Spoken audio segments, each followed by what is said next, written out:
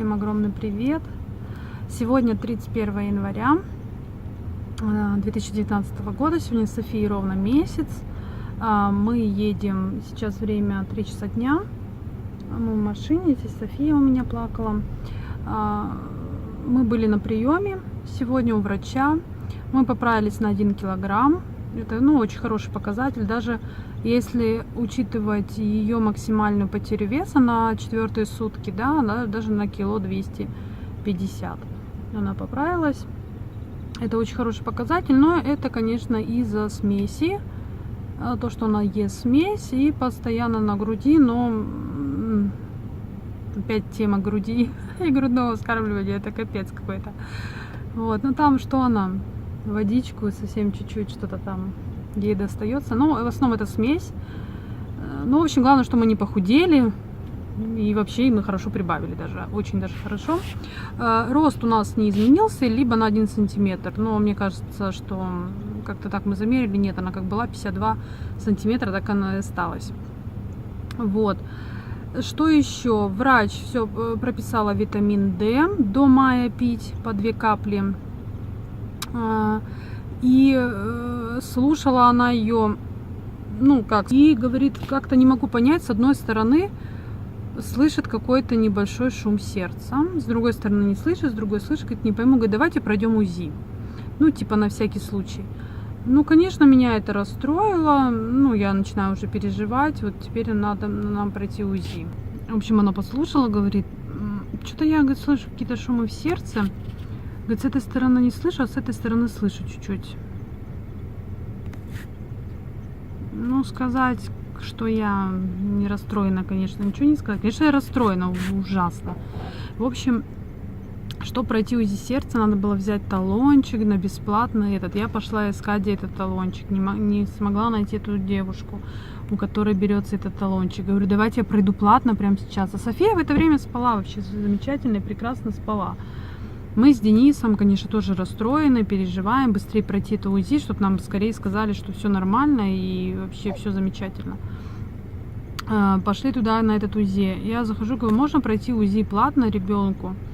Она говорит, мы платно принимаем с 3 до 5, время 2:15, не принимает. Мы в шоке вышли, я пошла к заведующей, к ней подошла, говорю, вы знаете, нас не принимают, может быть, как-то ребенок месячный, может, нас примут.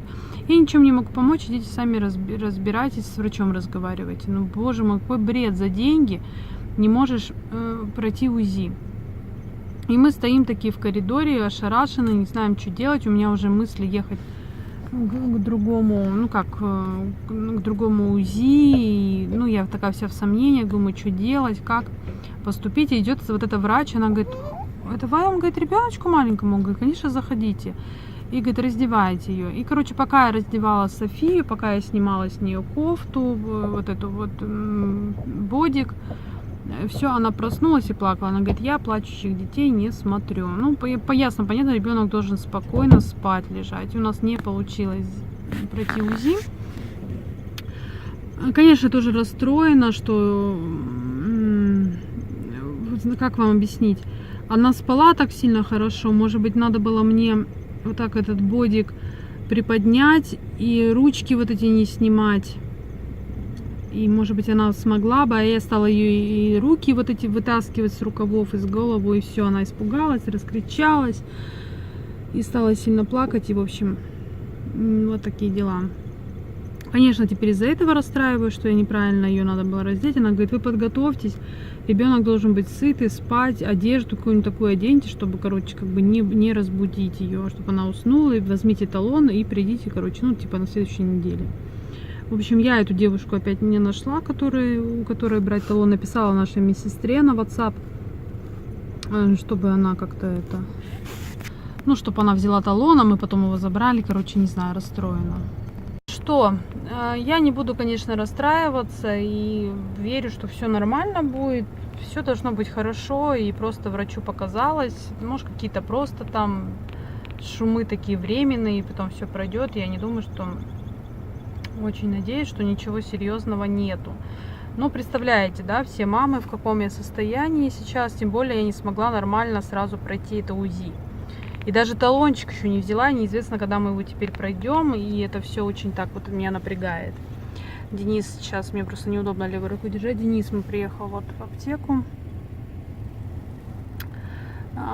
Приехали в аптеку. Денис, витамин D нам прописали же. Он сейчас купит витамин D. Оксалиновую мазь тоже надо дома, чтобы у нас что-то не было. Мазать вот ей под носик себе, чтобы не заболеть нигде по вот этим больницам. В общем, делов много. Потом я вспомнила, что тоже мне надо ребенка прописать. Надо в очередь встать на садик. Хотя не факт, пойдем мы в садик или нет. Но все равно встать на очередь надо. Всем привет. Хотела закончить свой влог, который сегодня снимала после приема про вот это УЗИ и шумы в сердце и все такое прочее. Я, конечно, меня многие успокоили, сказали, успокойся, все будет хорошо, успокойся, что ты там, какой-то там, что-то педиатр, что-то послушали, успокойся, все будет нормально. Конечно, я понимаю, что очень тяжело сделать будет это УЗИ, это надо накормить ребенка, чтобы она не плакала, как мы это будем делать, пока не знаю, меня это немножко напрягает. И, конечно, я уже говорила, что я расстроилась, что можно было сегодня это УЗИ пройти, не надо было мне с нее снимать эту кофточку. Еще вспомнила, когда сегодня мы одевались на прием, я думала одеть ей бодик сбоку вот так вот, к заклепке. Или вот такой через голову снизу там цепляется. Ну, короче, я могла одеть ей, которая бы вот так расстегнулась, кофта. Как чувствовала, вот, ну как, была вот мысль одеть этот. Нет, другой вытащила, он мне попался на глаза. Я же этот погладила, уже все приготовила, вот этот хотела одеть. И пока искала, носочки брала, увидела другой и одела этот, ну, другой беленький. Думаю, я одену этот, он такой красивенький. В общем, берите на заметку, кто это, в общем, на прием. Одевайте как-то одежду такую, чтобы ребенка можно было полностью комфортно раздеть. Так, что еще потом я сразу же хотела сказать, что, в общем, я, конечно, расстроена, но надо успокаиваться, потому что если я буду об этом думать, и будет только хуже мне. И хотела записать это видео, рассказать, закончить его. Нам сегодня месяц, и как у нас этот месяц прошел. В общем, 5 дней в роддоме, да, а потом дома. Ну, например, первая неделя была для меня шоком. Была шоком в каком плане? Я была шоком в каком плане? Я была не готова. Я думала, будет все как в фильме. У всех проблемы, у меня проблем не будет. Я же вообще, какие у меня могут быть проблемы? У меня все будет нормально. Я рожу ребенка, буду кормить грудью до года. Минимум. Ребенок будет у меня кушать, спать, я буду там кучу делать. У меня там столько целей, планов. Я все успею, и соску будет брать. Все будет шикарно. Даже чтобы я подумала, что у меня какие-то проблемы будут, нет. Но я понимаю, что, конечно, человек должен себя настраивать на хорошее, что у него не будет никаких проблем, как бы не готовиться к ним, да. Но вот проблемы вот так вот появились, хоп, и все. И была я к этому вообще не готова. Не готова до такой степени, что была в шоке, как просто, как будто я первый раз родила. Ничего не знала, я даже сейчас не могу объяснить. У меня даже теряется вот речь, я даже не знаю, что сказать, что было в первую неделю со мной. Потому что когда ребенок кричит в такой истерике, что она чернеет, она реально вся была фиолетовая. Так она кричала и орала. Я не знаю, что у нее болело. Или как, я понимаю, что, может, она не хотела кушать именно в этот момент.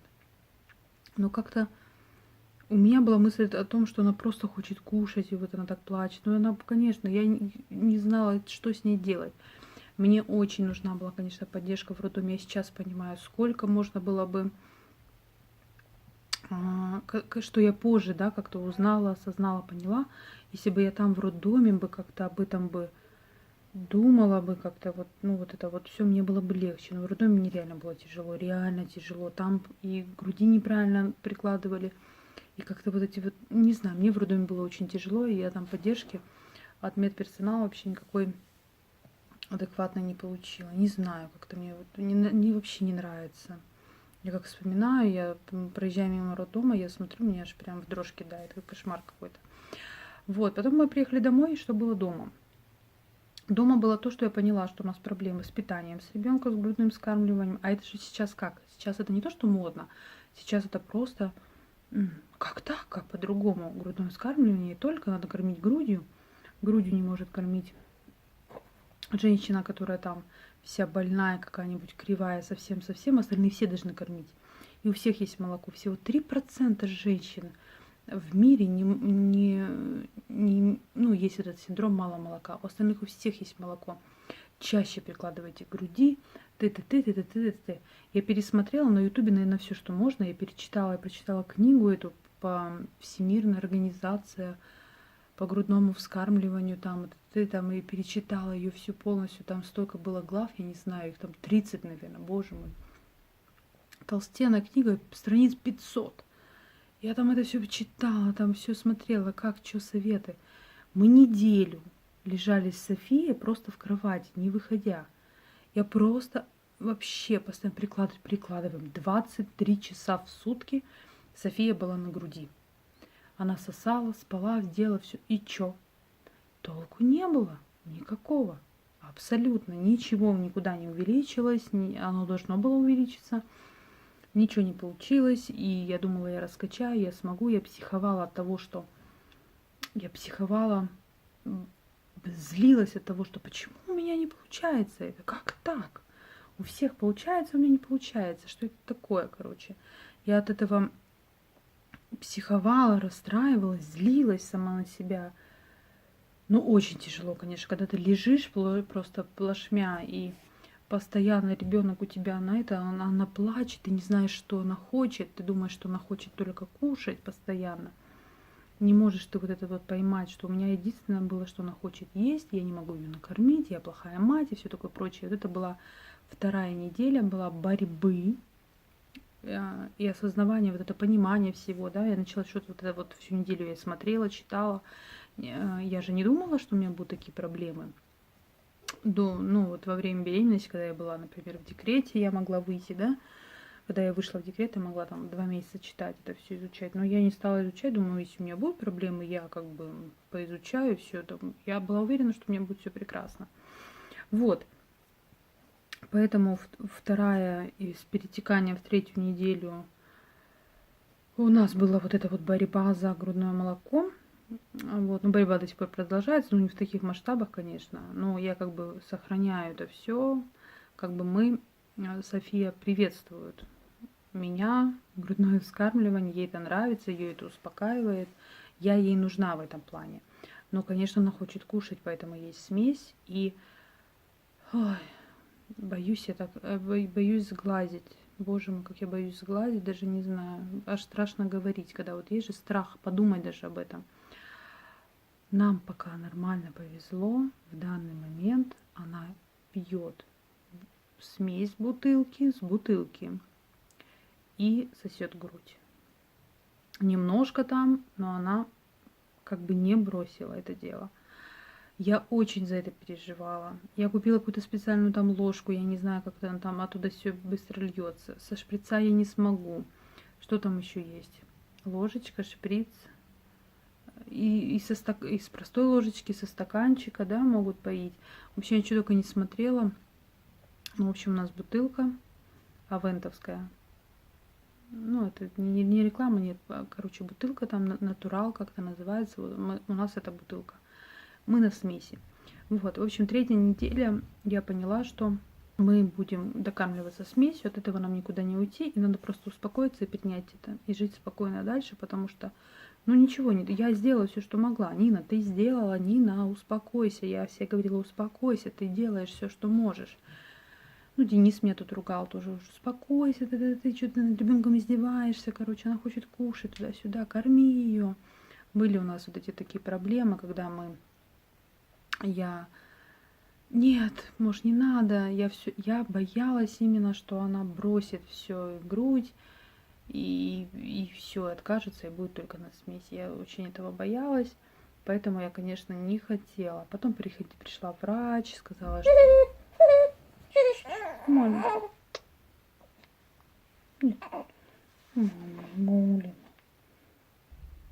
немножко поменяла ракурс. А потом пришла врач, и она говорит, посмотрела на все это, говорит, ну, во-первых, она говорит, вы что, вы потеряете в весе, вы там мы вас в больницу можем положить, вы давайте, думайте, обязательно докармливайте, то есть все 5-10, короче.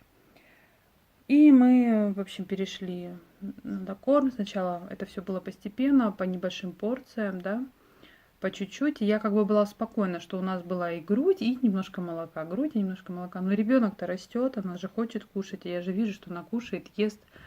Ну, и спит потом, да, спит, и во сне растет, улыбается, развивается, да. Я где-то поспокойнее, где-то могу элементарно просто встать, походить нормально. Я была в шоке от того, что можно передвигаться по дому, куда-то вообще сходить на кухню или еще что-то. Я реально была в шоке от этого. Поэтому я как бы это понимала, и в то же время вот эти слова у меня летали в голове. Ну, конечно, ребенок, у него смесь тяжелая, он смеси поест тяжелый, и отрубается от этого, ему так тяжело ее переработать. И вот эти вот слова, это так, знаете, кто не за грудное, кто наоборот за грудное вскармливание и очень не любит искусственников, и категорически вот к этим смесям ко всяким относится. Словечки, конечно, они говорят такие, которые на мозг сильно влияют, ну такие грубые, тяжелая смесь. Ребенок, конечно, наестся, ему тяжело, ты, там нету ферментов, ля-ля-тополя. Фу, ну тяжеловато, конечно, это все слышать, но, в общем, вот эта вот вторая-третья неделя была очень сильно эмоциональна для меня и тяжела, просто мозг разрывался от того, как поступить лучше. Как же сделать? Что же сделать лучше? Когда ты не знаешь, а ты хочешь сделать для своего ребенка все самое лучшее, как же сделать? И ты пытаешься и не можешь, да, вот понять, что сделать. Вот это очень тяжело, когда ничего не получается, ты бьешь себе пяткой в грудь, да, в прыжке, двумя пятками в грудь пытаешься себя бить, сделать, я сделаю, и не знаешь, как у тебя не получается, конечно, от этого и слезы, и расстройства, и прочее. Вот. Потом вот на третьей неделе я поняла, что мы от этого... Тихо, тихо, тихо, ты что испугалась-то? Мама рядом, ты чё? Не надо так. Бывает, ручки в стороны испугается. Вот, на третьей неделе я поняла, что мы от смеси не уйдем никуда. И смеси стало побольше. Немножко я поняла, что никак я не смогу восстановить, ничто не получается у меня с грудным вскармливанием, увеличить количество молока, ну мало его, ну нету его, ну что я сделаю теперь? Но сохранить я хочу то, что есть хотя бы это. Я обязательно буду стараться сохранить. Я не знаю, что будет, я не буду давать обещаний, даже сама себе я не знаю, что будет. Привет, мой сладкий, привет. Привет, моя девочка. Привет, моя солнышко. Вот. Я не знаю, что будет. Что еще хотела рассказать. В общем, на третьей неделе, да, вот я поняла, повторяю, что у нас будет смесь. Мы как бы, она вошла в нашу жизнь. Вот. Потекушечки, правильно. Она вошла в нашу жизнь. Ну, хочу рассказать, что София девушка такая. Она, ну, как бы все детки, наверное.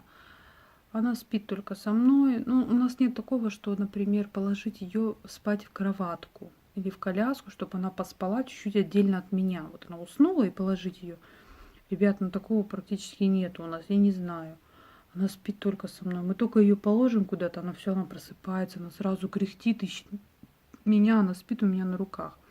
Как бы вот это я хотела отметить, что она спит только сегодня, единственный, первый раз в жизни. Сегодня я ее укатала в коляске. Я положила ее в коляску, я ее там укатала, и она уснула без соски, без меня, без груди. Соску она не берет. Вот, да, еще хотела отметить, что соску я ей давала, пыталась, она не берет соску, она выплевывает ее. Купить все соски мира, перепробовать, что ей понравится, тоже не смогу, они не 5 рублей стоят. Вот. Как бы, что еще? В общем, чтобы так отметить, чтобы потом пересмотреть, что еще.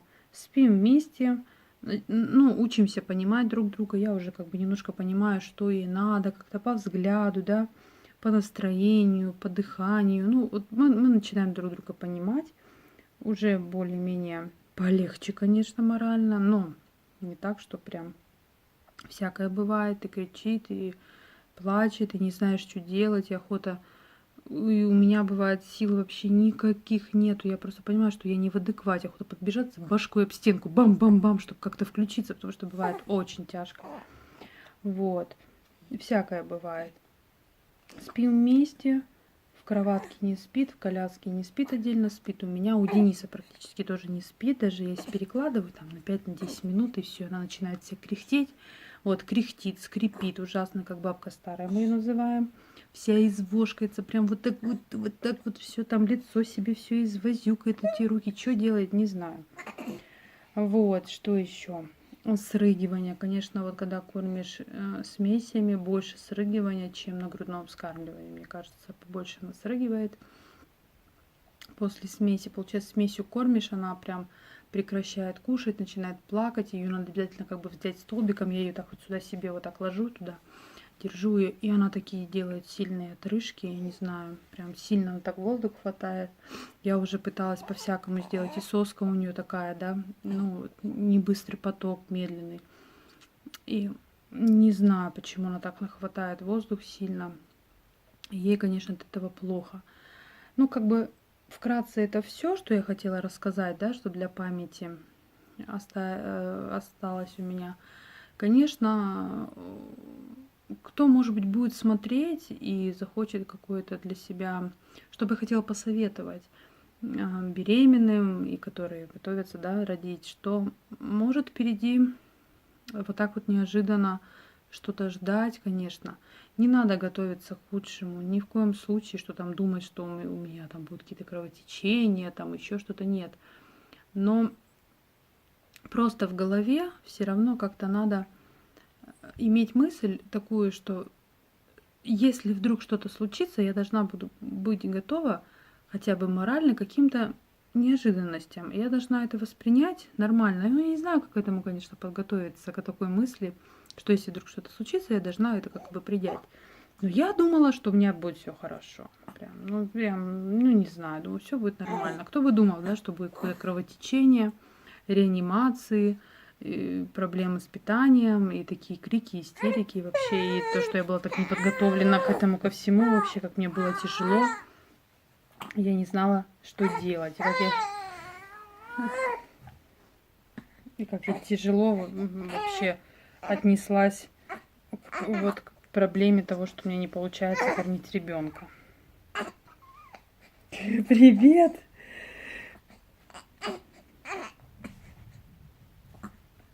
Вот все послушают, как ты кряхтишь. Все послушают, как ты кряхтишь вот так. Ты проснулась и кряхтишь. Вот. В общем, вот такие вот дела.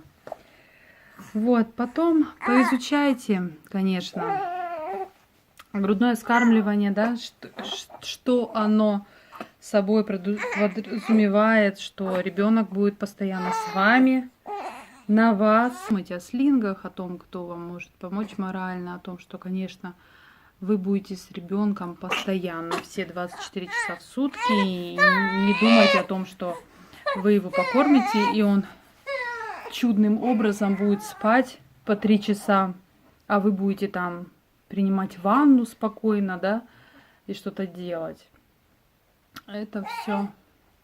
Это все сказки, это все кино. Ну, ладненько, мы пошли кушать. Она хочет уже кушать, проснулась. Мы пойдем ее кормить. Вот, так что вот так. Все будет хорошо. Всем пока.